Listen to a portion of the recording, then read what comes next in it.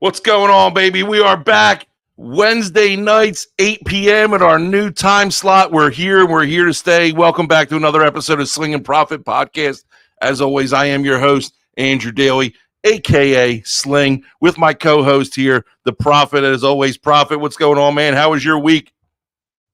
Things are going well here in Tennessee. I gotta say, your producers are tough, but they're reasonable too.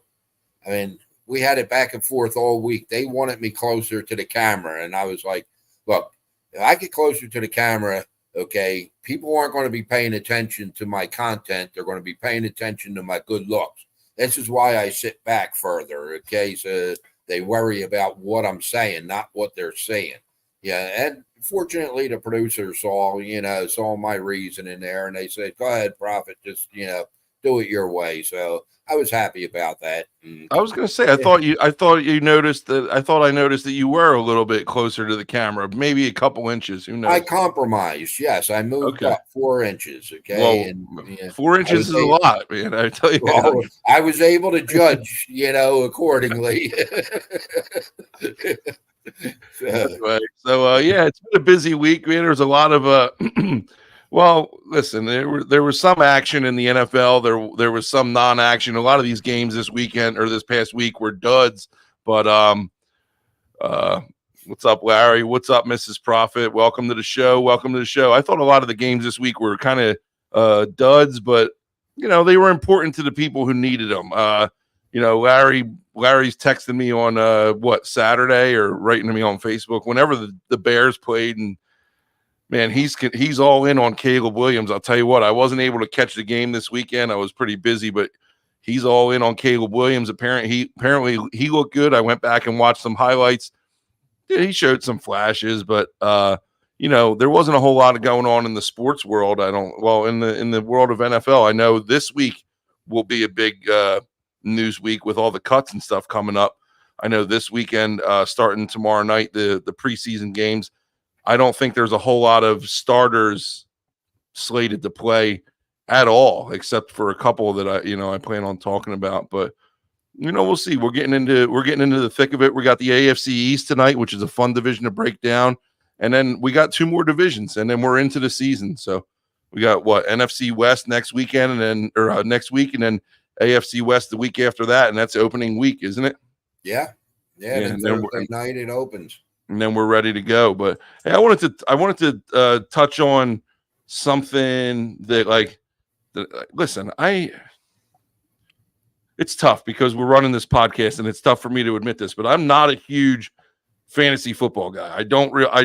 I enjoy being in the league with you, Prophet. I enjoyed last year. We did a family league with with our wives, me and my buddies, the wives. Kaylee was in it, my daughter, and one of our other friends, and we had fun with that. But that was just a no money league, just fun and bragging rights, blah blah blah. And this year, obviously, I'm doing the league with you. We're doing the league with the family again, and I get the obligatory email from work that, hey, we're looking for people to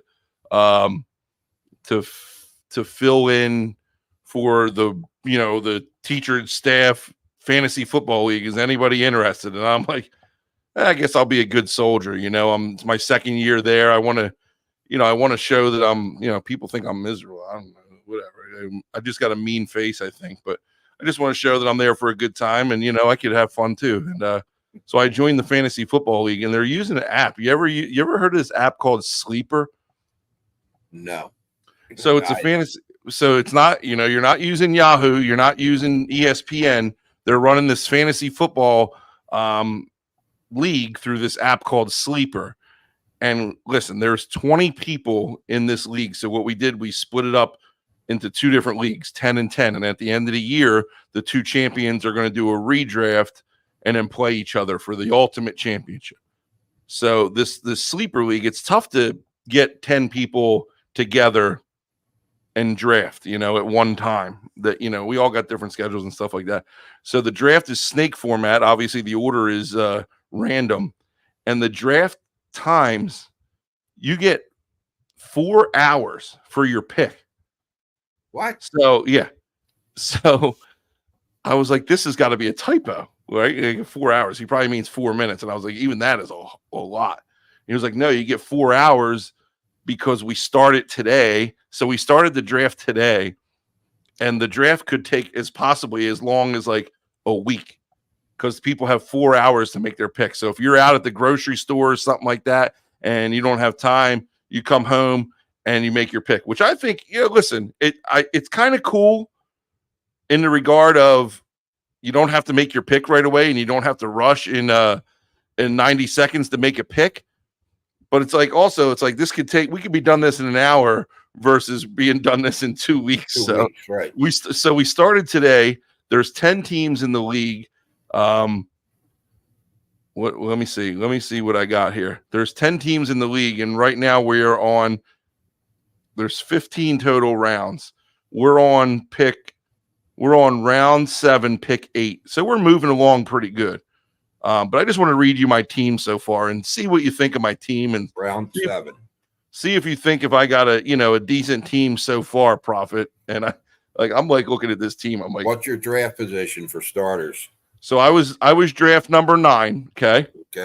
So I was draft pick number 9, and it's a snake draft format. 9 out of 10. Okay, so you were 9 and 12 in the first 2 Okay. rounds. Yeah. All right. So I was 9 and 12. So for my first overall pick at pick number 9, I took Justin Jefferson. Okay. What are you playing with, a bunch of home ec teachers? Listen. For my second pick, I took Patrick Mahomes. Okay.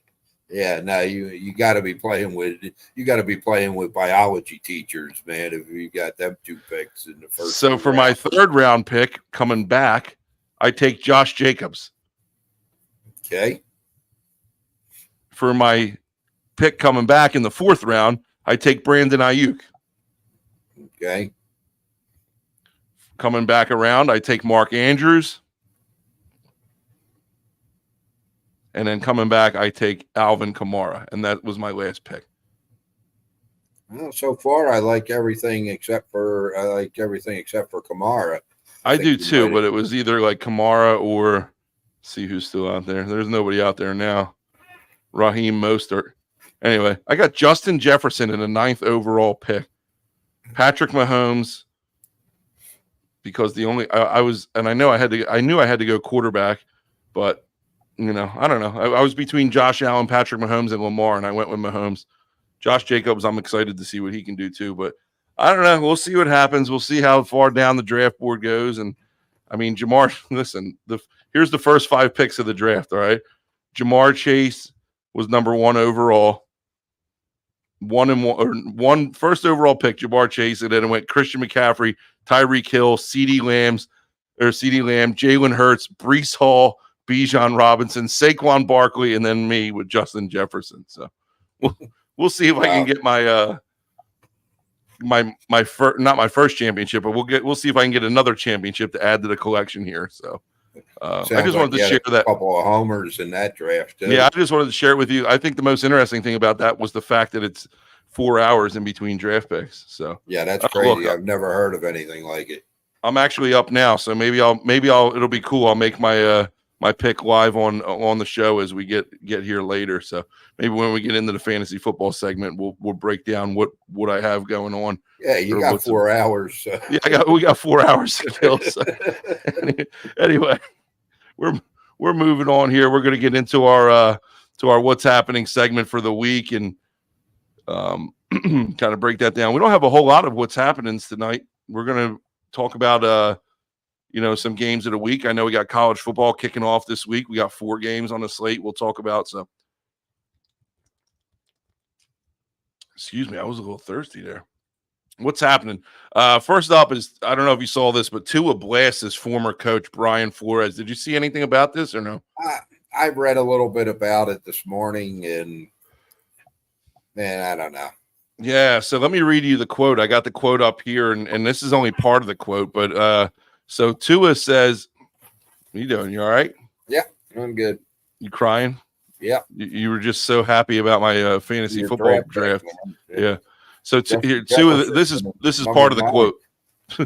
this is part of the quote here. It says, if you woke up every morning and I told you that you suck at what you did, that you didn't belong doing what you do, and that you shouldn't be here, that this guy should be here, that you haven't done anything to earn this right, and then you have somebody else who comes in and tell you, dude, you're the best fit for this, you are accurate, you're the best whatever, you're this, you're that, how would that make you feel listening to one or the other? You see what I'm saying? And clearly he's talking about Brian Flores was the guy breaking him down, and new Miami Dolphins head coach Mike McDaniels is the one picking him up. I got mixed feelings on this. Proffet. I just think I think this comes across as very soft to me. He said it. He said it took over 2 years, almost 2 years of getting that psyche out of his mind and getting that, that kind of attitude out of his mind. I said, dude, aren't you a professional athlete? Like, is this what you do on a daily basis? You deal with critics and you deal with people telling you that you're not good enough, stuff like that. Like, I guess it's a little bit different when it's coming from your head coach, but like, yeah, for sure. I don't know, man. Tua is just, I'm still not sold on the guy. Like, I don't know. And what do you think about all this? Because I don't agree with him going on record. I mean, and you're talking about somebody who's still an active coach. And I know Flores responded today with something along the lines of, that he's sad to hear that Tua felt that way, and he wishes him nothing but the best, and that was basically his response. But I don't know. It's just like you're airing dirty laundry, but also like, dude, you're a quarterback in the NFL. Like I don't know. You should, in my opinion, maybe a little bit more mentally tough than that. But what do you think about it all? I agree. And my question to you was going to be, why now? Okay, but you answered that question. This is why I listen before I talk. Because it took them this long. It took them this long to be able to, to get this out. No, I agree. He definitely needs to. He needs to be a little more mentally tough. I mean, yes, getting it from the head coach is a lot different than hearing it from the media or Sure. a drunk fan in the stands when you throw an interception. But hearing Flores' response, he didn't deny it. Yeah, I mean, so here's the thing, like, as a coach, like, I'm tough on my guys. I don't think I'm degrading. I'm tough on my guys too, but like, there's a difference between saying you suck, you can't freaking play, versus being like, what the hell? Like, I say it to my guys too. Like, what the hell are you doing? Like, what are you looking at? Do you even study the playbook? Like, when somebody's making an egregious error, like, yeah, like, I'm going to lay into them a little bit. And I feel like that scale is kind of exasperated by tenfold in the NFL, because you're getting paid hundreds of millions of dollars. So if you can't handle criticism, then maybe you can't handle the position, because now, unless you got somebody to come in and coddle you like Mike McDaniels is doing clearly to him, who else are you going to play for? You got to get somebody who, thinks that the sun shines out your keister. Like, no matter what you do, like, you can possibly do no wrong. It just doesn't make sense to me. So No, I don't know, man. But I've never been a Tua guy. So I don't know. Like, this is just adding I don't to agree it to with me. that though, Sling. I mean, yes, you have to be hard on your players, but there's a difference between being hard on them, and telling them you suck, you shouldn't be here. Like, I don't even know why you're on the field. I'm not sure, but didn't he draft Tua? I don't remember. I don't think so. I What mean, did he? Tua was a rookie, I believe, his second year. So, yeah, I don't know. It's just like you said, it's weird to me. It's a weird comment, but it's also like, okay, if Flores did say that, like, dude, turn it back a little bit. But on the other end of it, it's like, I don't know, man. Like I said, it's not for tough. nothing, though. Flores is a troublemaker too, though. I mean, his first year there, they sucked. The second year and third year, they did better, and that was partially because of Tua playing. but he gets fired, and then all of a sudden, it's like, oh my gosh, he starts this lawsuit against the NFL and against teams, and everything's racial to him, and so he's a troublemaker too. So yeah, I could believe that it probably went down this way, and maybe even a little heavier than what Tua is putting out there. I feel for the guy. Yeah, Hey, Hawaiians are very emotional people. I mean, and I'm not saying it. I know a lot of Hawaiians. Hawaiians are good, emotional people, and they don't need to be talked to like that. I don't know. I guess there's a difference between being degrading and tough, hard coaching. So, but we're moving on. Bo Nix yesterday got named starting quarterback of the Denver Broncos for Week 1, to surprise of how many people? 0? None here. So Bo Nix goes and beats out Jarrett Stidham for the starting quarterback job.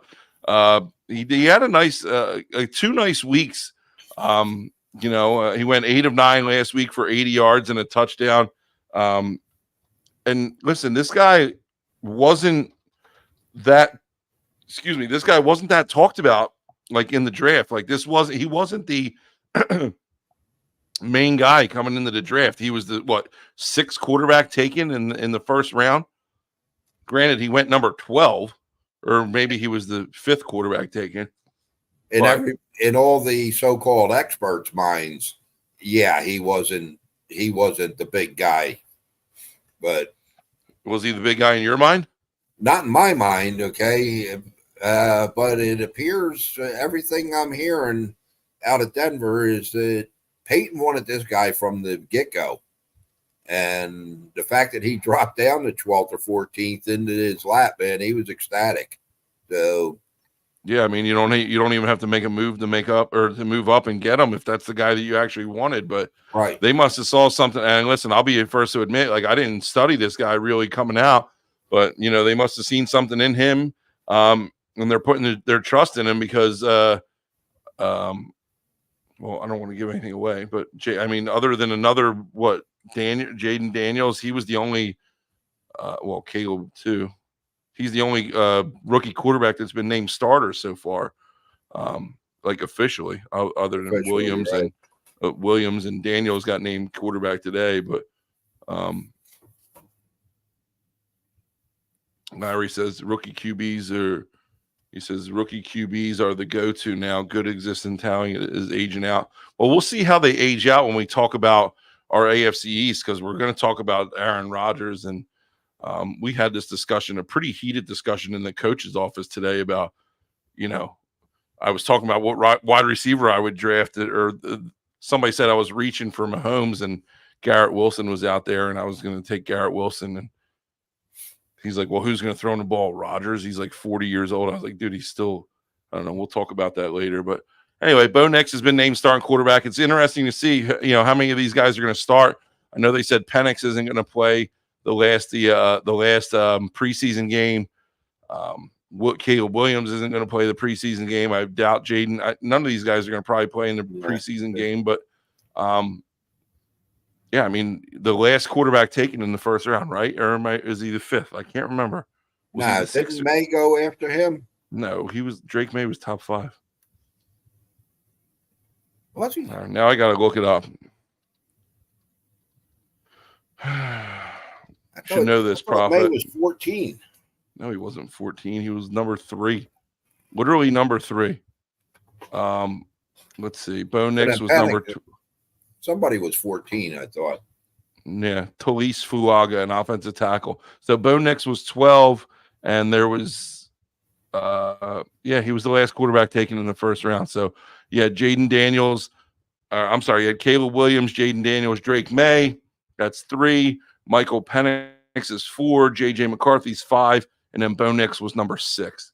So Bo Nix was the last quarterback taken in the first round and comes out and wins the starting job for the Denver Broncos. So Sean Payton obviously did great things with Drew Brees. We'll see what he can do. See if he's got another star QB in the making. with Bo Nix. Like you said, I flew under my radar. I wasn't expecting it, but well, I know it's going to to be 2 weeks before we review the AFC West, but he needs somebody to throw the ball to, man. I mean, they got rid of Judy. They still have Cortland Sutton, but man, there's not a whole lot of talent out there. So this could be a rough year for Bo. Yeah, we'll see. We'll see. One quarterback that is playing in the preseason finale is Russell Wilson. Russell Wilson is fighting for a starting quarterback job with Justin Fields in Pittsburgh, and who would have thought it, honestly? Because when Wilson went to Pittsburgh, everybody said, "Oh, Pittsburgh's got their new guy," and then all of a sudden they trade for Justin Fields, and it's like, what the heck's going on? And now Fields, he hasn't been playing well in the preseason. Russell Wilson was hurt for a little bit; he was out, and now he's back and he's playing, and he's playing for a starting job. And like I said, in a week that there's not, and the guys are off next week. This is the last week of games. In a week that most teams are, resting their starters and playing their reserve guys for those guys fighting for that last few spots on the 53-man roster. You have a heated quarterback battle in Pittsburgh between Russell Wilson and Justin Fields. It still hasn't been determined yet. Do you have any inkling as to who you think is going to be named starter, or what do you think? Oh, I don't think this is a heated quarterback battle by any stretch of the imagination. I mean, Russell Wilson's playing this game very simply. He does well. It's his job. He doesn't, and Fields is going to be in there. And in all actuality, watching Pittsburgh this past week, Fields should be in there because their offensive line sucks. Yeah. And Wilson is going to get killed. At least Fields has some mobility to get it, to move. You don't think Wilson can move anymore? Because he used to be able to move. He didn't show it in the quarter and a half he played this week. I mean, he just stood I don't know, I didn't watch a whole lot of him in Denver, but he was he could move pretty well in Seattle. So Seattle he did, but he got beat up pretty good. And you know what? In all honesty, he's still getting paid his $34 million this year. Take a seat on the bench. Let Fields play. Why get killed? Best job in sports is backup quarterback. That's it. So, hey, that'll wrap up our What's Happening segment. I told you, there's not a whole lot going on this week in the sporting world in general. I can't think of baseball's winding down. I got like a month left of baseball. I'm so my Phillies, man, they've been blowing it, but they're still somehow like 5 games in first place. The Braves have fallen apart. They lost Acuna, and they just haven't been able to. Well, they're playing. Yeah, they're playing tonight. They got a series tonight, and the Braves picked up a game on them. So going into last night, they were 7 games ahead, and now they're only 6 games ahead. But the Phillies have not been playing good baseball since basically that London series. But I'll tell you what, this is our last weekend, and I know we said it before, but we got regular season football, so we can be excited about something else now. It's not might not be NFL football, all right, but we got games of the week here to talk about, and we got 4 big games of the week, and I say big because they're regular season games, and we got some NCAA football action coming at you week 0 live Saturday. All right, first game is the biggest one of the weekend. You got your number 10 Florida State Seminoles taking on the Georgia Tech Yellow Jackets in I don't know how to do an Irish accent, but I was going to try and do one. But they're playing in Dublin, Ireland. All right, so both teams making a trip across the pond. They always have usually it's like Notre Dame that plays over there, but I guess they decided to take Florida State and Georgia Tech and go over. Florida State is 10.5-point favorites in this one, over under 55.5. Big game to start off the slate. I mean, listen, it could have been Florida State versus North Carolina State Central, but it's not. It's Florida State versus Georgia Tech, so it's a nice competitive game to kick the slate off for the weekend. Like I said, there's only 4 games. I will definitely be tuning in. I'm excited to watch it. Florida State has got some playmakers on offense. I really like this Georgia Tech team. You know, if you guys saw my video earlier this week, Georgia Tech's one of my sleeper picks to possibly get an outside spot in that NCAA playoff. Just keep your eye on them. They got a nice quarterback in Haynes King, and then they got a nice running back. I think Jamal Haynes is his name. So I think Georgia Tech is going to keep it close. These overseas games are always weird for me with the over under. I just don't see a whole lot of points being scored when it comes to these games over in Europe or Ireland or wherever. I don't know lots of times there's bad weather for some reason. Like it's always cloudy and dark and rainy. Like, so I don't see this game going over, but I got Florida State winning, but I think Georgia Tech might sneak out a cover here. Prophet, I know you're typically a NFL guy, but you got any opinions on this game here? Yeah, actually I do a little bit. I'm a little upset that the first game of the whole 2024 year, whether it be college or pro, is being played in Ireland. I mean, they could have put one of these other games over there.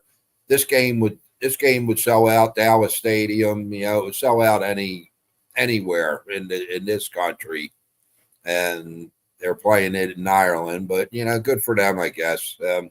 We have to remember Florida State's coming in off of the end of last season. We don't know what their mindset is going to be. They obviously were not ready for the bowl game. They had all the players, opt for the NFL and the transfer portal after going 13-0 and being snubbed in the playoffs. So I'm just not sure how they're going to come, whether they're going to be ready to play or not. I'm actually thinking that they're not, and I'm taking Georgia Tech in this game. You're taking Georgia Tech outright? I'm taking Georgia Tech in 3. I'm taking one unit on the line and a half a unit on the money line. Georgia Tech winning this game outright. I believe they're like a plus 360, to win outright. Yeah, and it's not the big of a number as you might expect either, too, for an outright win. It's a nice number, but it's not like they're huge long shots here. So, and they got a nice team coming back, man. They got most of their offense and defense is coming back. So I said they got one of the most dynamic dual threat quarterbacks. So it'll be interesting to see. But nonetheless, like you said, I think this game would be a game that would be great stateside, but it's football nonetheless. So I'm excited to watch it. Excuse me. Moving on, we don't have the maybe the illustrious teams that we did in the first game in this one, but hey, again, I'm going to keep going back to it. It's regular season football. We got the Montana State, I think Bobcats they are. Let me see. Montana State Bobcats. Yeah, it looks like against the New Mexico Lobos. New Mexico coming in 11.5-point underdogs to a Montana State team that's, typically a team, right? Typically an FCS powerhouse. I don't think I've ever seen that. You're talking about New Mexico, who's got last year had 4 wins against FBS teams. They beat Tennessee Tech, which is FCS. They beat Tennessee Tech 56-10. They beat UMass 34-31, which is not a great win. They beat the crap out of Hawaii 42-21. And they beat Fresno State 25-17. And you're telling me that Montana State is coming in as 11.5-point favorites? Am I reading this right? And going into New Mexico. Am I reading this right? Yes. And they're going into New Mexico. Yeah, something's weird here. New Mexico sucks. I mean, they had 4 wins last year, but I think the previous 10 years they had a total of 4 wins also. Okay, so that means they're on the rise. Like, why are they still 11-point favorites or 11-point dogs? The Lobos are not a good football team, man. And this weekend's going to show it with a AA team going to go into their home field and beat and spank them. All right. Well, we'll see. I got the Lobos, man. If I had to put money on it, and I'm like I said, I'm a broke teacher right now, and I don't have money to bet, but if I had to put money on it, I'm going New Mexico here on this one.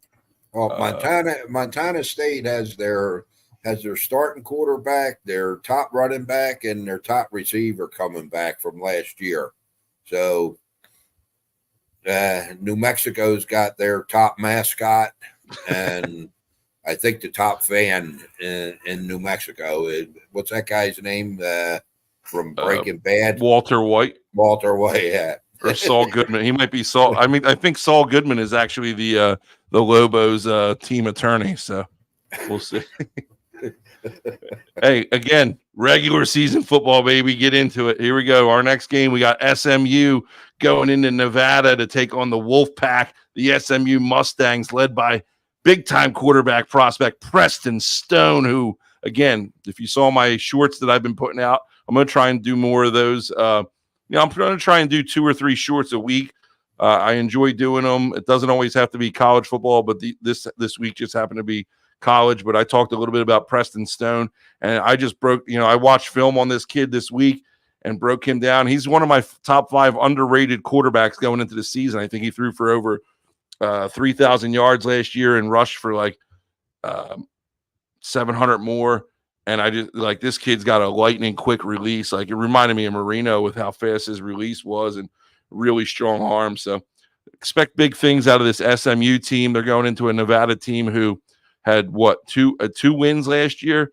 And one of those wins came against those lowly New Mexico Lobos. They snuck one out against them. So SMU's coming in as 25-point favorites here, over under 56.5. I think SMU might put up 56.5 themselves, and they're going to roll over the Wolfpack in this one. What do you got, Prophet? Yeah, I don't have a great feel for this game. I mean, SMU, they were phenomenal last year for sure. Something is telling me to take Nevada in this game, though, and I'm only going to take it. I mean, the line there is showing 25. I saw 24.5. I like Nevada, but I got to get the hook. I got to get at least 24.5 of this one. But for no reason I told you just said you don't have a good feel for this game. I told you the feel for the game. The feel is Preston Stone, friggin' quarterback. Okay, I get it, but we'll come back on next week and review it here. Yeah. And then our final game of the weekend is this is a funny one. This one's kicking off at I think 11:59 p.m. Eastern time, or 11 p.m. Eastern time. One of the two. I've seen Hawaii kick off at 11:59 because legally they have to play the game on Saturday, and that's how they do it. They do 11:59 Eastern kickoff. It gets them a little bit more time out there in Hawaii, whatever time that is. I don't know what the time difference is, but 6 o'clock. Yeah. So Delaware State is going in here, and I don't know how much Hawaii is paying these guys, but it's got to be a significant amount because Delaware State is a program on the fence right now. They're not in very good shape. They got a lot going on, and I'm sure that they need this money. But this will be great for the players to be able to take this trip to Hawaii if they freaking get there. They were supposed to leave today or yesterday. They were supposed to leave to go to Hawaii, get acclimated with the time. You're not playing until Saturday, but hey, let's go. It's a 10 and a half hour flight. Let's go get acclimated with the time change, the weather. Let's go spend a couple days in Hawaii. Well, no, that didn't happen because of a bus snafu. And I don't know what kind of snafu happens, but when you're a program that's not in great shape, and when you're a school that's not in great shape, I'm curious to see what this snafu was. Okay. The word on the street is they missed their flight yesterday. It's still being sorted out. So the athletic director says, or whatever, the word on the street was they were supposed to be flying today. Let's see if they actually got there. Did Delaware State football make it to Hawaii? I think that they got there, but these guys are going to be, you're coming in. Tomorrow's Thursday already. Like I said, some of the guys on this roster, They'll be I don't. fine. I They're don't know. They're Hornets, man. They're Hornets. They're not little bumblebees. They're Hornets. They'll be fine. Yeah. Well, I don't see them being fine, and I see Timmy Chang and University of Hawaii rolling over these guys by a score of about 62 to 6 maybe. So I got Hawaii covering. Enjoy the experience, Delaware State. It'll be fun nonetheless. You're going to be on national television. You're going to be in Hawaii. Enjoy it, but you better cash that. Make sure you have the check on the plane with you.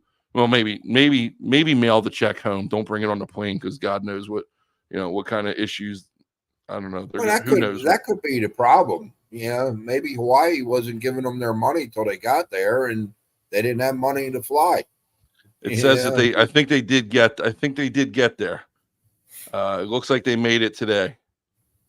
I mean, hell, they could have driven there quicker than that if that were the case.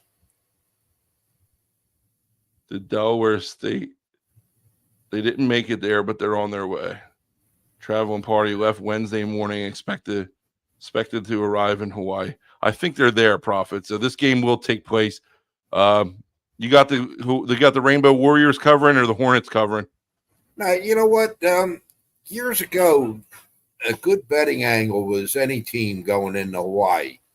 Because they go over there and they party, and I mean, Hawaii is a beautiful place. That started changing, but you would think that it stuck with these smaller teams, but it hasn't. The past 7 years, one COVID year not included, Hawaii's 2-4 against AA schools going over there, and they've only won their 2 games by they've covered their 2 games by a total of 3 points. They've beat the likes of Duquesne, Central Arkansas, Albany. I mean, and a couple of the games they were big numbers like they are against this team. They just they don't like to embarrass them. I mean, I guess they win, but they don't embarrass the team. I think the Hornets are going to stay within the 38 here. I just don't see it happening. I don't think they had the guys on the roster, and I just went on their team Twitter page, and it doesn't look like they made it yet to Hawaii. Their team Twitter account 41 minutes ago says, despite challenges out of their control, our Hornets remain positive. Let's send our football team some love and support. That's right. Go Hornets. Doesn't look like they're in Hawaii, though. Although I'm allergic to hornets and wasps, I still want the Hornets. Anyway, that was our game of the week, segment. College football shortened edition. Just remember, we will be doing a game of the week segment this year, and we're going to be doing the run. I got to get that up and going. We got to get that run your pool because that's got to be up in 2 weeks. We're going to do the pick. We're going to do the pick 'em. I'll have the weekly pick 'em ready to go for next week. But again, remember, game of the week segment. We're going to have a game of the week sponsored by our new sponsor, the Jug Handle Inn. You got wings, one of the best wings in South Jersey. Again, they're going to be sponsoring our game of the week. You guess the correct answer, or guess the correct points, the score to the game with the winner. You get a free gift card from the Jug Handle Inn. Simple as that. They'll send it directly to your house, or you could have it, pick it up at the restaurant. But again, Jug Handle Inn, best wings in South Jersey. Make sure you guys get there and show them some love. So that's right. That'll be starting in 2 weeks. The Jug Handle Inn game of the week. We're going into our divisional breakdown here. This is a fun one. AFC East, Prophet. I think between the NFC East and the AFC East, these are 2 pretty good divisions to break down. A lot of moving parts here in this division. You're talking about rookie quarterbacks. You got one in New England who is still in a battle. They haven't named the starter yet, but there's a possibility that Drake May is going to wind up starting for them. So we'll see. You got storylines in New York. You got storylines in Miami, and then you got storylines in Buffalo about who's left in Buffalo. So we'll talk about that all tonight. As always, we're starting off with our lowly losers of the division. Larry says, I know it's only preseason, but the Bears have scored 81 points versus 26 total for the other teams. Larry's all in, man. I think he said that he's got them at. He's excited.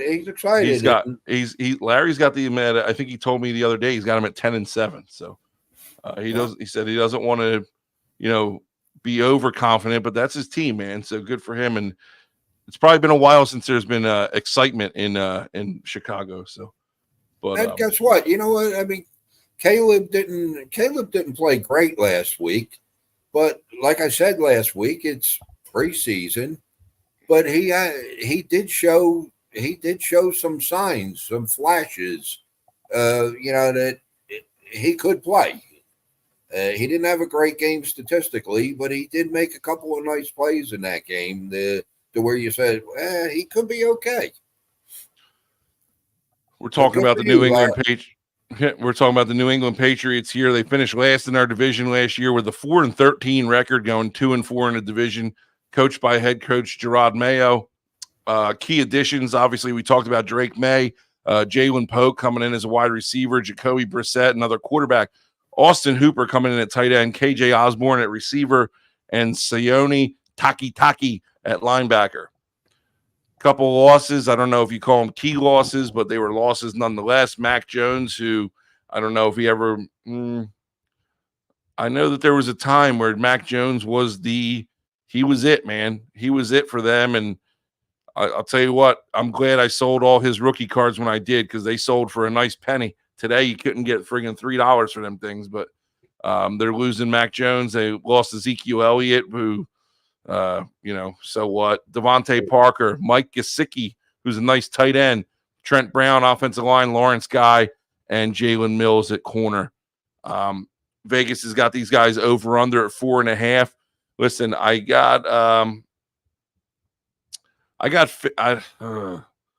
is going to be tough for me to say. I have them going over 4.5 wins. I got them possibly 6 wins here, Prophet. I hear you. Possibly. Listen, if Drake May's a starting quarterback, I think Drake May gives them the best chance of winning.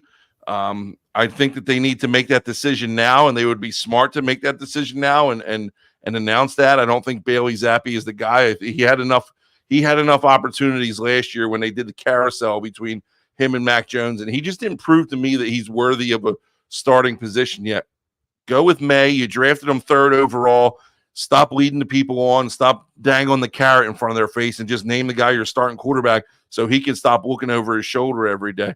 Who knows? Maybe they've done that, internally, but I think it's time for them to come out and say, hey, he's our guy, and we're going to start with him from week 1. If they do that, I think he's capable enough to get these guys over the 4.5 win mark. Okay. I don't know, they're still a ways away from being any kind of contenders in the division again. It's crazy to see how much this team has fallen off since the departure of Brady. And I'm not even going to say the departure of Belichick, because I think Belichick proved that Brady was the reason why they were winning, not Belichick, but that's a conversation for another day. I got these guys maybe 5, maybe 6 wins, but not much more than that. What are your thoughts? Well, my thoughts are this team's in trouble again this year, man. Right now they've got Brissett penciled in, a projected starter, but Drake May's going to be taking the snaps on week 1. Their backfield, they got, they have a decent backfield with Stevenson and Antonio Gibson. Their receiving core sucks. They are going to need a whole lot out of Jalen Polk, and I just don't know that he can deliver to help them out. Their O-line is solid against the run, but they gave up 50 sacks last year, and they didn't do a whole lot of changing to the offensive line. So hopefully something happens there. And I'm not seeing the biggest departure on that list there, Sling. and that's Matthew Judon. And I mean, he was the heart and soul. He was the heart and soul of their defense, and he's he's not there. They have nobody that's going to put pressure on the quarterback. And this team's going to be in for a long year, and I think they'll be lucky to win 4 games. I'm going under. Damn, lucky to win 4 games. Where are we at? Yeah, he wasn't on my list of departures here, but Matthew Slater, Jalen Mills, Miles Bryant, Lawrence Guy, Trent Brown, Gesicki, Devontae Parker, Ezekiel Elliott, and Mac Jones. So he wasn't on my list of departures. But anyway, you got them going under 4.5 wins. That's a pretty bold statement. It's tough to only win 4 games, in my opinion. I don't know. I think, like I said, I just think Drake is decent enough to lead them to at least 5. But any fantasy implications on this team? Yeah, I mean, I got Stevenson as a top 20 running back, and Polk as a late round receiver pick. So not much going on there. Not much happening there. Nah. All right. Yeah, well, I don't see a whole lot coming out of New England this year. All right, we'll see what happens, man. As we say, time will tell. We're talking about the New York Jets, who finished last year with a 7-10 record, 2-4 in a division, coached by head coach Robert Saleh. Key additions: Olam Fashanu from the draft, the offensive line, Tyrod Taylor, who you don't really care about. I think it's a big deal having a good sturdy backup back there. Mike Williams, Morgan Moses, Tyron Smith, who was a huge pickup for them on the offensive line, Javon Kinlaw on the defensive line, and then Hassan Reddick at the edge position, who has requested a trade already without even suiting up for them. But the Jets have said that they have no intentions of entertaining that. So it'll be interesting to see how that plays out throughout the course of the season. Key departures for the Jets. You got Zach Wilson, who left, probably helped them, and that was a mutual separation on both parties. Randall Cobb, who was there simply for Rodgers, Mekhi Becton, Dwayne Brown, Bryce Huff, and Bryce Hall at corner, leaving the secondary there. Vegas has got these guys. I've seen 2 different numbers. I saw DraftKings has got them at 10.5, and then MGM has got them at 9.5. So I think that's a huge difference. You can go to that key additions list, and you can put Breece Hall on there, and you could put Aaron Rodgers on there, in my opinion. Because Rodgers is coming back off an injury. Hall was back last year, right? Yeah. Hall ran last year. That's why he was a friggin' 6th overall pick, I guess, in my fantasy league for some reason. I don't know. But Rodgers is basically an addition. You come out, you get injured on the first series. It was the first series of the year last year, right? Game, yeah. Right. So, you got Rodgers coming back. You got a great young receiving core. You got a nice running back. You added stability to the offensive line. Defensively, they're strong. They're solid. They got probably the number one quarterback or corner in the game with Sauce Gardner. These guys have got, these guys got the ability to win a lot of football games. And I don't know if you can get them at 9.5 on MGM still, which I don't know if that's a real number or not. You got to jump on them at 9.5. But these guys are my division winners, and I got them going over 10.5. I could see them winning 11 or 12. Prophet, what do you got? Yeah, no, I mean, I kind of have the same feeling as you do. I mean, I'm not as strong on their receiving core as you seem to be. I mean, Mike Williams, we're not sure when he's going to be back on the field. They don't have a lot of depth at the receiving core. That is the only problem I see on this team. And Hassan Reddick, it's imperative that they get him on the field.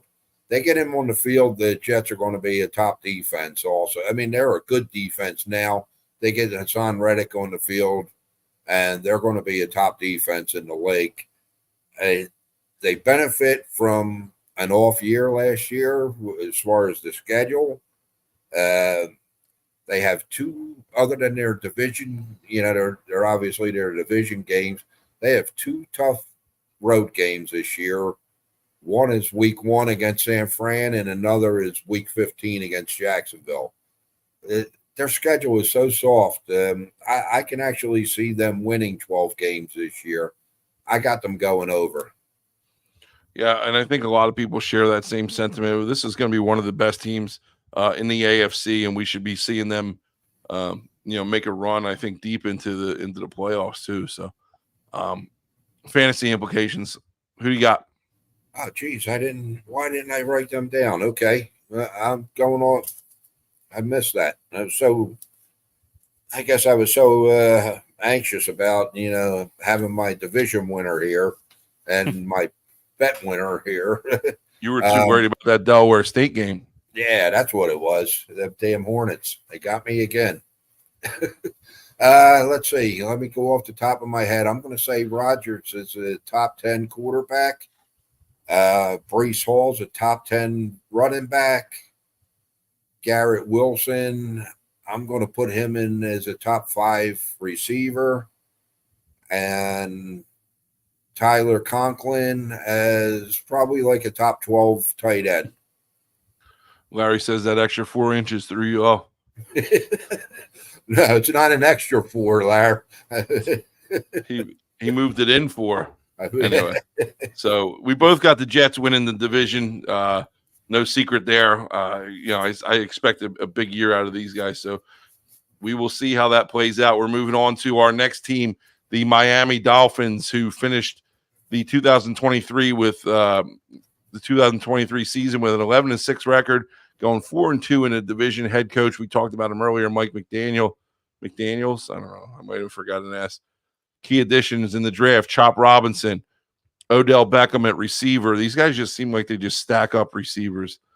Jack Driscoll, Aaron Brewer, Shaq Barrett coming off the edge, Calais Campbell, and Kendall Fuller at corner. Key departures: Robert Hunt on the offensive line, Connor Williams on the offensive line, Andrew Van Ginkel at linebacker, Raekwon Davis at defensive line, Xavier Howard at DB, and Deshaun Elliott at safety. Vegas has got these guys 9.5 wins. They see a decline from last year. Last year they see a decline. So, again, I talked to you before. We mentioned it earlier. I'm not a huge believer in Tua. I mean, but he threw for 4,600 yards last year, 29 touchdowns. But again, that interception number is high. Still got 14 interceptions. You're almost you're talking about a 2-to-1 touchdown to interception ratio. I don't love that number. I still think he turns the ball over too much, and not for nothing, man. He's one hit away from being out of the game for a long time. He's had his fair share of injuries. Obviously, he's got one of, if not the best. You can make an argument for Tyreek Hill being one of the best receivers in the league. Got some weapons to throw to. I think these guys are evenly placed right now at 9.5. I got him. I can see him. I'm going to go over, and I'm going to say 10 wins. All right, but I don't see him doing much more than that. What do you think? Well, right now, the key is the offensive line. Okay, because they've got injuries to the 2 guys that they brought in. So Smith is injured. Who? Tyron Smith. Oh no, Smith. No, that was for the Jets, wasn't it? Oh yeah, my bad. Wynn and Brewer. Oh, okay. But if Tua stays healthy, their O line gets healthy. I mean, they've got probably one of, if not the most feared offensive attacks, in the game. I mean, Tua can get the job done offensively. Yes, does he still throw the ball, to the other team a little too much? Absolutely. But this defense that they got also, I mean, their defense is phenomenal too. They got coming back with Ramsey and Chubb, and they brought in, Calais Campbell, Benito Jones, Jordan Brooks, and Jordan Poyer. I mean, Jordan Brooks, Jordan Poyer, these guys are freaking ball hawks. this team's going to be for real. They are going to be for real this year, barring injuries. And I see them winning 10, 11 games this year for sure. Do you see them giving the Jets a run for their money in the division or no? I think it's going to go down to the final week. I mean, this division came down to the final week last year with the Bills and the Dolphins. So I think the Jets are going to, the Jets are still going to win the division, but Miami's going to be right there. The Jets aren't going to walk away with it by no means. Yeah. A lot of fantasy implications here. A lot of fantasy picks on this team. Talk to us about some of your guys. Yeah, Tua, I got him as a top 7 quarterback this year. I got, even though he's entering his 10th season, Raheem Mostert just keeps on going. I got him as a top 12 running back. I got Achane as a top 14 running back. Achane, he's got the bigger chance of giving you the home run, but Mostert is a little more consistent. Tyreek Hill, man. I mean, he's like the wind. You can feel it, but you just can't touch him. Yeah, he's the number 1 receiver in the league this year. Waddle's a top 15 receiver, and Jonnu Smith I have as a top 12 tight end. Talk about Waddle. I forgot about Waddle. Yeah, and OBJ, getting him as a number 3. OBJ's far beyond his prime. Yeah. No doubt about it. But he's a number 3 now on a team. Like, he can really help this team this year. Yeah, if he accepts his role as a number 3, which he's always struggled to do. He didn't last year in Baltimore, so just didn't get the ball a whole lot. That's what his problem was. He ain't going to get the ball a whole lot this year either with Hill and Waddle, but, hey, maybe winning cures all wounds, a lot of wounds. So. Exactly. All right, well, we're moving on here to the last year's division winners, the Buffalo Bills, who finished an 11-6 record, 4-2 in the division. They won on the last week of the season in a tiebreaker because they beat the Dolphins head to head. Head coach Sean McDermott. Some key additions here. They had to replace a couple of receivers, so they brought a couple in. Keon Coleman through the draft. They got Mac Hollins, Marquez Valdez-Scantling. Coming over, where was he at last year? Green Bay? No, or was he had moved on from Green Bay? Okay, Kansas City, right? Lael Collins at offensive line, Austin Johnson at defensive tackle, and Deion Jones at linebacker. A couple big departures: Latavius Murray at running back, Gabe Davis at wide receiver, who we talked about it a couple weeks ago, and Proffet didn't seem to think that was a big deal for him leaving. Not a big Gabe Davis fan, as well as not a big Stephon Diggs fan either, because I believe you called him a cancer to the team, if I'm not mistaken, or something along those lines. Along them lines, right? Yeah. So Stephon Diggs is gone. Ryan Bates, offensive lineman, Leonard Floyd off the edge, and Micah Hyde at safety. Vegas has got these guys at 10.5 wins for the year, over under. Ironically enough, Proffet, I think I'm going under here. I think that they lost a little bit too much on offense. Josh Allen, he's weird, man. Like he started out the year where everybody's like, "Oh, I told you, we got our Josh Allen haters that can tune in sometimes. Yeah, I told you he sucks, blah blah blah." But he winds up finishing the season strong and still one of the top fantasy quarterbacks, if not the top fantasy quarterback. I just think losing Diggs and losing Gabe Davis is going to be bigger than you think it is. And I don't know. I got maybe 9 wins. I just see a down year for them for some reason. I'm not seeing. I think that they're going to be fighting for second place in the division, and I could see them easily finishing 3rd in the division this year. No, I agree with you there, Sling. And you know what? Guess what? Losing Diggs and losing Gabe Davis wasn't a big deal 3 weeks ago when we were talking about Houston and when we were talking about Tampa Bay or wherever Davis went. Okay. But now that we're talking about Buffalo, losing them two guys is huge considering who they have on their team. I mean, their receiving core is terrible. I mean, we don't know what this Keon Coleman's going to do. I mean, all indications is he's going to be okay. But I like the way he talks. He's funny to yeah, listen to. they got Curtis Samuel and Khalil Shakir after him. So, but Allen is going to find a way. Allen's going to find a way. There's no doubt about it. I mean, I actually look for the tight ends to have a big year this year for this team. Kincaid and Knox both. James Cook, he was one of the top running backs last year after they switched offensive coordinators. He has the ability to do it, but now they did bring in Ray Davies, formerly of the Kinks. I mean, of Wisconsin. So, and they're saying that he's really looking good in camp. So Cook may go back to 2 years ago where he wasn't on the field every down. But their O line isn't bad. It's a veteran offensive line, but their defensive backfield is terrible. They have nobody in DeMar Hamlin's, and I don't know DeMar Is he Hamlin starting? because of his play. Yes, he's slated to start. Oh my God! I mean, and I don't I know don't think him he's because very of his good. I don't play. think he was good before the Right, injury. and so they're going to get toasted in this league with going against Tua and Rodgers on a regular basis. Yeah, I see them at 9-8. yeah. At best.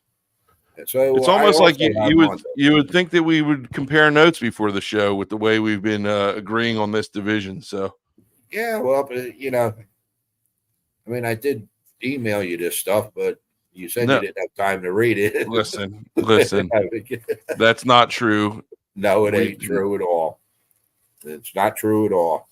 But again, Josh Allen is going to score points. He's going to score fantasy points. He's got to be your top 3 or 4 quarterback, even without the weapons. He's going to throw the ball.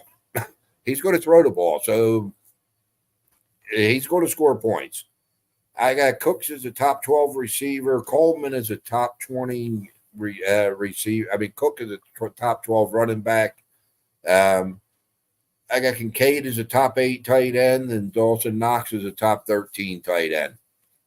And 2 top 15 tight ends from that team. Yeah.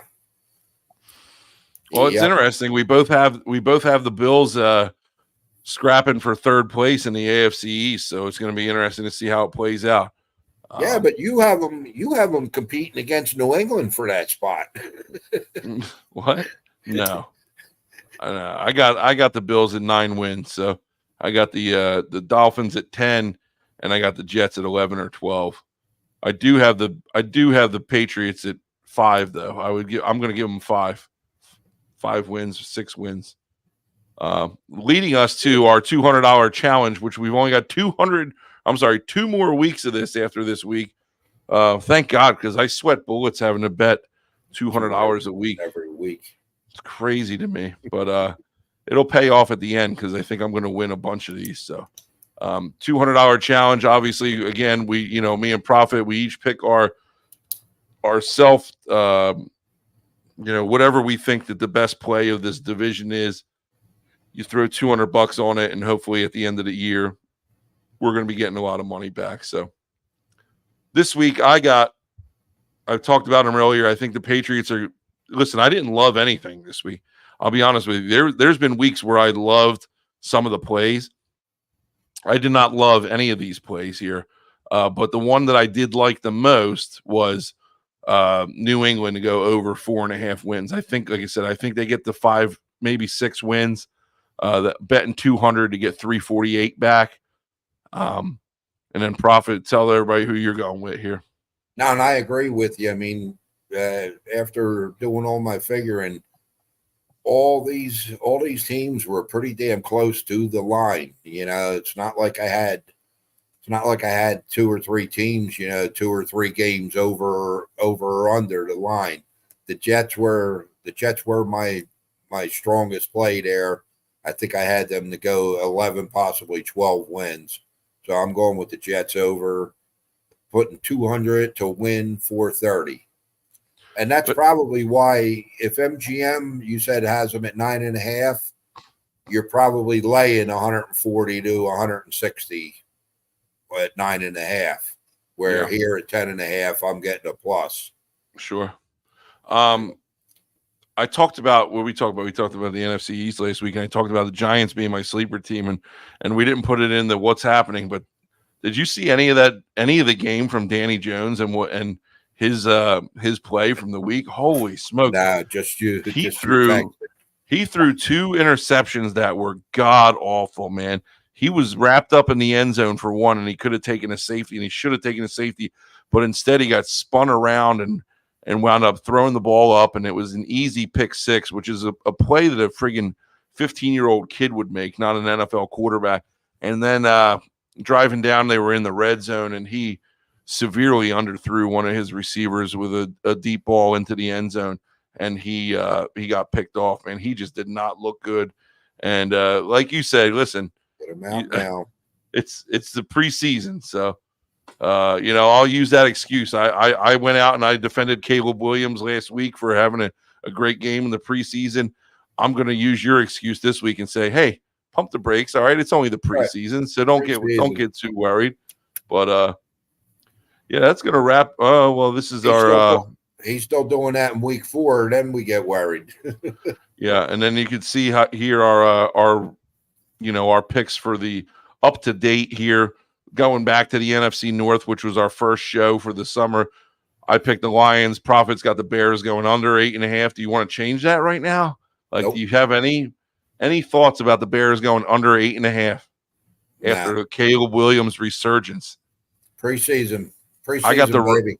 I still got the Ravens under 10.5, and Prophet's got the Steelers under 8.5, which is looking really good right now. By the way, it's funny, even just a couple weeks of preseason, looking back on some of these picks and seeing what we picked and how it's kind of progressed. Buccaneers might be one of my strongest picks on here. Buccaneers over 7.5 wins. I wish I could lay more than $200 on that. You got the Falcons over 9.5 wins. Texans, I got the Texans over 9.5. You got the Jaguars over 8.5. And we both last week picked the Giants over 6.5 wins. So that's where we're at with it. We got 2 more divisions to break down next week. And the following week, we're going to the NFC. What did I say? The NFC West next week. Right. NFC West. And then we'll finish up game week. We'll finish up and it'll probably be an abbreviated rundown because we're going to have a hell of a lot to talk about that week with the opening night or opening day coming up. So it'll be abbreviated AFC West breakdown, but we're going to talk about it nonetheless. But Prophet, we're getting there, man. It's only a couple weeks left until the opener. So 2 weeks. Got a couple of quick things to touch on. Hopefully the preseason was indicative of regular season. If it weren't for a couple of missed field goals by a veteran kicker, I won't name him, Riley Patterson, we would have had a sweep this weekend. Instead, we ended up 4-1 for the preseason, 80%. And also next week, I'm not sure that I'm going to be on the show. I told you earlier in the year, Sling, that if Willie decided to run for president, that I was going to be his campaign manager, and I got the call yesterday. Congratulations! Thank you. And I mean, I'm hoping I'm hoping to get him over the hump. Yeah. So if you're not in, you're going to have to be sure to send me your plays and stuff like that, and I'll try and carry us through for the week. But I know you got a lot going on, so we'll talk about that and see how you're feeling next week with the campaign. So sounds good. Hey, but listen, we get done in an hour and 10 minutes. That's where we're at. Last week we were a little long because we had a nice guest on, but hour and 10 minutes, we're out of this thing quick, fast, and in a hurry, baby. But as always, the content is great. And if you heard Proffet, he hit it 80% this week.